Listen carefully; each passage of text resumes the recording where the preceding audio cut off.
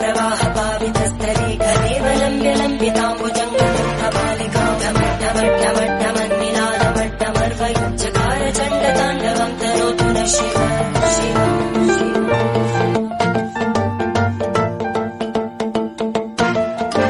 जटाकटाः सम्भ्रमभ्रमन्